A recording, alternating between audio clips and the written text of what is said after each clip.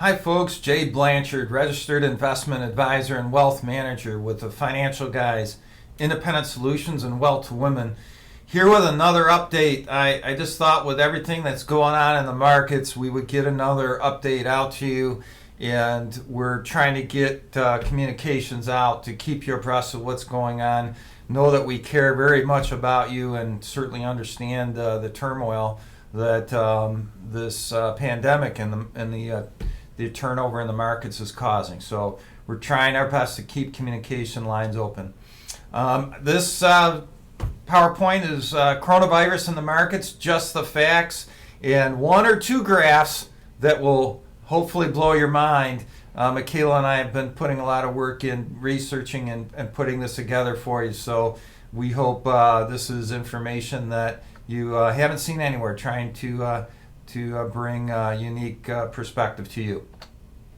And I'm going to try and do this in 5 minutes or less so it doesn't take up a bunch of your day. So 3 main points. Our firm, I'll go over what we're doing, both from an investment and operational perspective. I'll go over the facts on the virus that the media is not sharing, and the markets, how we might expect them to react. All right. What are we doing at the firm? Well, the biggest thing, the biggest challenge that we have here was last week with all the different changes in the regulations on who could be here, who couldn't, and then everybody had 100% people had to go home. Then they came out with the essential business designation, which at first we weren't sure we were under, and then they updated that, and then it was very clear that we were under. And so every change, we were trying to react very quickly. So basically, they would, communicate this on the news, and we would have a meeting within about 30 minutes and design our strategic game plan to deal with that regulation. And so that was changing a lot, and that really, kind of wasted a lot of time. But now we know exactly what is going on. We understand the regulations that we fall under and how we are to operate, and we're operating. Some of the folks have gone home. We're trying to play it very safe with limiting interactions with other people, clients, the UPS guy, the FedEx guy. So we're doing our part here to be great team players, yet keep this as by definition essential business operational. I just think we're going to keep it on a positive note. I'm a very positive person. I feel called to encourage and be courageous, not fearful. And so we just stole the Marine Corps little motto: improvise, adapt, overcome. We hope you are, and we know we are. What have we done at the firm? We are actively managing your money. And I'm not going to go over this in detail. Just know that some of the things that we did had a very positive effect. We rebalanced very early in the year to take some of the gains off the table from last year. And we feel that set us up for this black swan, which is a financial term for an unknown coming into the market, a non-economic, quick unknown. So that rebalance early in the year, I feel, was very productive with what happened. And we just recently did a rebalance so we can effectively buy low and set us up for a sell high in the portfolios. I can't go over each one. It would, make this video very, very long. But this piece is going to be available through a connection on the email, and Michaela will make sure that happens for you. Also, to further our communications, as long as this goes on, every Thursday at 4:15, our investment committee is having like a public forum. You can get on there, you can ask questions, you can listen to them, you can type in questions. So unlike 07, 08, and 09, with the crash of the markets, where we actually were renting banquet facilities to talk to our clients, can't do that now. And we're trying to be, improvise. And I think those are the companies that are going to do well through this, right? If you're caught up in the way business was done 20 years ago, you're not going to do well on the other side of this. And we're trying to be one of those companies that not only survives but thrives in the future. So if you just go to the Financial Guys webpage, and about 2/3 of the way down or so, you'll see a place to sign up for this. And then every Thursday, as long as this is going on, 4:15 Eastern, you'll get to hear from some really good investment advisors. All right, coronavirus. This thing's been around a while in generic form. You can see it. It's on the Clorox. It's on some of those spray disinfectant bottles. Coronavirus has been around. But this was a new strain, supposedly out of China. I'm sure we'll find more details. There's a lot of rumors going around on that, but we'll go with that for now. Doesn't really matter where it came from. It's out there, and it is creating havoc with markets and health. Okay. We have to do these and get them through our compliance department, and so some of this stuff is dated. I wanted to share with you the most recent. So as of yesterday, we're sitting at about 378,000 total cases. So you can see that growth curve, and I know that looks scary, but I'm going to reveal some things here that hopefully will make you feel a little bit better. Okay, the next graph, active cases is going up. I'm just going to skip through here. All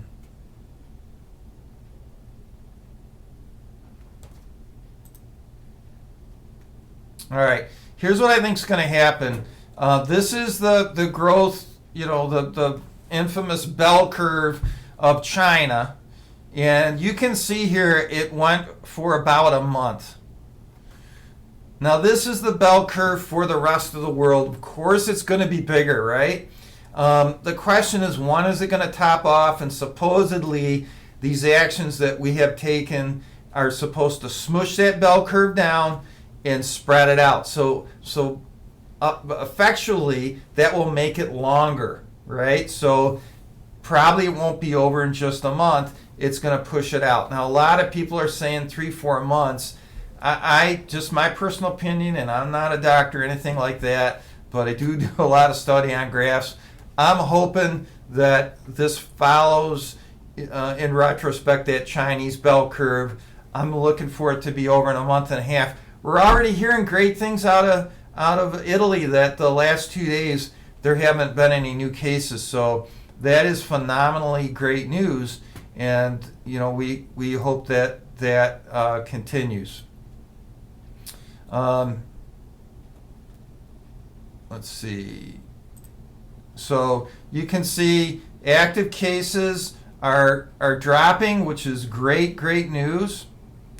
It's picked up since this graph on Friday, but I think that's what we're going to see. And if you look at this from a worldwide perspective, and I do not want to minimize at all the loss of life if somebody in your family passes.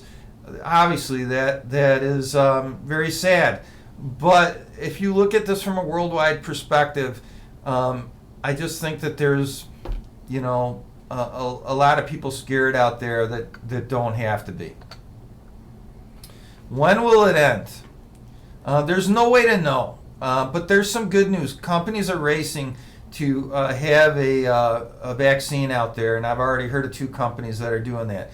Antiviral drugs have already began trials, and this hydroxychloroquine or whatever it is, I'm just going to call it hydroxychloroquine because I can't pronounce it, but that's already, I heard that even maybe today they're going to be using that in New York City. So hey, look at we're adapting there. I think that these things are going to move very fast into the population, and hopefully we can get this thing to diminish. What the news isn't telling you. Young people are at very little threat. You can tell by this upper left hand, I think it'd be your left hand corner, actually your right hand corner, that young people probability of mortality, very low, very low. High people, or older people, more so. But this disease on its own kills very few people. Most of the time, you have to have some other complications, which of course older people do. If you compare it to some other mortality rates, they're much higher, right? Cancer, hypertension, chronic respiratory diabetes, cardiovascular disease, they kill a lot more people, and their mortality rates are much higher. Now, I know the other side of the argument, those are slower onset. Very true. I don't want to, I want to minimize the hype on the mortality rate. I think this is a really cool graph or illustration that we wanted to share with you, and that is, this is out over time. So, looking into the screen, you can see way back into history, and these are the plagues. Plagues have been around forever. That's what, like, people are all upset. Like, this is what happens. We're animals in a world filled with bacteria and diseases and viruses, and this has happened before to a much greater extent. The biggest killer ever was the Black Death, or the bubonic plague, that was back in the mid 1300s. It killed 200 million people. Smallpox, 56 million. And now we're paging forward into modern history. Cholera, 1 million. Spanish flu. This is the last really, really big one back in the early 1900s that basically was post, a little bit during and post World War I. 40 to 50 million people killed worldwide. HIV and AIDS has killed between 25 and 35 million. Asian flu, 1.1 million. Hong Kong flu, 1 million. And now we're getting down into modern day history here between 2000 and where we are right now. Swine flu killed 200,000 people back in 2009 and 2010. And I want to point out the difference in how we're dealing with this now. Swine flu, a college right down the road from us, Cornell, a lot of scientific majors out of that school.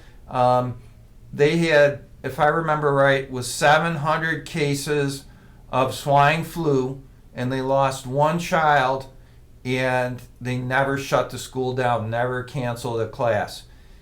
Yet today, my daughter was recalled from her school, so they sent her home, and University of Dayton canceled all classes, no classes in the future. And I'm not saying I'm against all that. I just, we are reacting totally different. And I think at some point we may be overreacting. My opinion, not a fact. So here's where we sit with COVID, coronavirus 19 right now. This has grown. This number has grown since March 24th. I'm hoping it's, this is my hope and prayer. It stays under the swine flu at 200,000. And then here's just kind of a review over time. The big one again was bubonic plague at about 200 million. And, right now, coronavirus 19 is somewhere in here. Let's hope it doesn't keep going, that way. All right. This is, I have not seen this anywhere, so I hope this is the graph that kind of blows your mind in a good way. This is really cool. All right. So the site is called informationisbeautiful.net. And again, we'll get you a link somehow. And I'm letting Michaela handle that. So this is called the microscope. So on this side, we have the mortality rate, so the deadliness of the disease. And down along the lower graph, we have the ability of the disease to be a contagion. So how contagious is it, right? So just keeping it simple, this corner really bad, highly deadly, very contagious. This corner really good, doesn't spread very quick, doesn't kill many people, right? So if you look on here, they're estimating the low side coronavirus would be here and the high side would be here. So again, they're estimating this would be lower than the Spanish flu, and I hope and pray that that is. Diseases that are certainly less trepidatious than this, you know, the cold, common cold, hepatitis A, swine flu, the regular flu, you know, things that have killed more, again, we're still in the growth stage, Spanish flu, tuberculosis, there's some others, typhoid, polio, smallpox, right? So these have been much more deadly. So play around on there. It's a pretty cool little graph. But now, here's where my bone is to pick. Media coverage. So you just saw the graph on where coronavirus comes out is how the mortality rate and the ability for it to spread. This is the graph of media coverage. So look at that, how high that is. Now, you know, I realize that we've got social media and all that today, but I just think that this is maybe a little bit, I just hope it's a little bit blown out of proportion. So play around with those graphs. I hope you enjoy the research that we did on those. And the markets, let's talk a little, and my last video had some of this, so I'm going to go through this pretty quick, but I think it's important. So we're down, just let's say we're down about 30%, so it is the biggest drop in the market from epidemics. But I think this is where we really want to focus on the positive. If you look down the road, and this is the S&P 500 here, 6 months from all these epidemics, there was only one negative in the market, that was 81 HIV/AIDS. 12 months out, the S&P was down twice. HIV/AIDS and measles and rubella. Now, what does that tell you? Does it tell you market's going to be up? No. But it does tell you that there's very little correlation, even 6 months out, 12 months out on the market. So let's, you know, I'm not saying this is going to bounce fast. I don't think it will. But, you know, let's hope it goes quicker than what the media is portraying this doom and gloom at. Markets heal quickly from disease and outbreaks. So this was the S&P 500. This is global markets, the MSCI World Index, and you can see similar results with that.